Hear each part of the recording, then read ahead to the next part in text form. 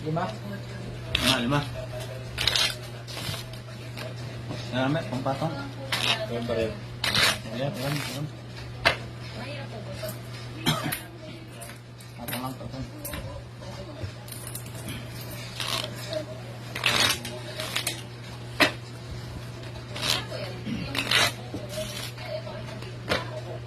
Cut.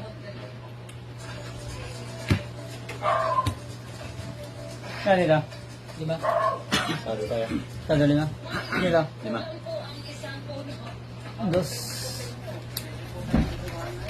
Hindi. Sa akin barang lang na rin.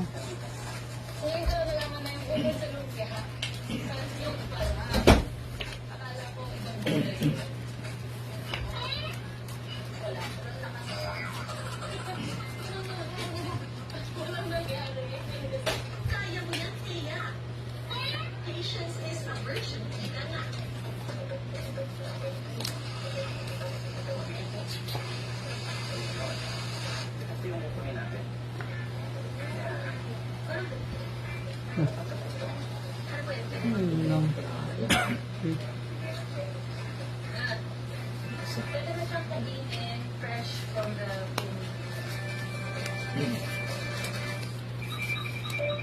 yung lasa ng ubod, parang walang lasa na habang tumatagal, parang nagiging medyo manamis-namis.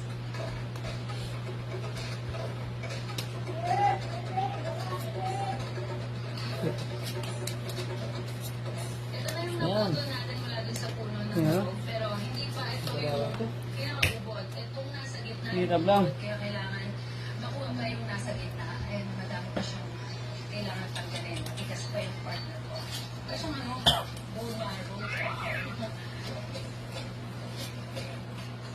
Yung mga dating ng flower. Makinis siya na.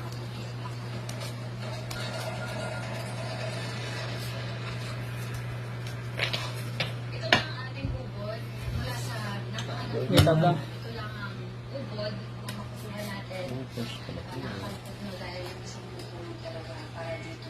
Pero madaming ulam ang magagawa dahil dito sa bubulong nito. Kaya tara, lutuin na natin ito. Karaniwang ginagawang lumpiang sa iwa o lumpiang gulay ang bubulong. Pero ibang putahe daw ang inuluto ni Natia. Yung? Pusoy. Ay, pusoy sa'yo.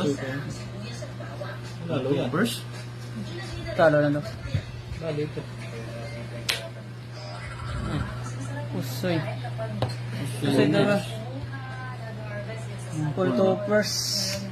What yun? Full toppers lang. City ka lang yun. Grabe naman. Nakadyak ka lang. Bilang. Pusoy. Pusoy daw. Ay! Wait, ito. Nip na yun. Sambarin. Nakadali din. Plastic yung gitna eh.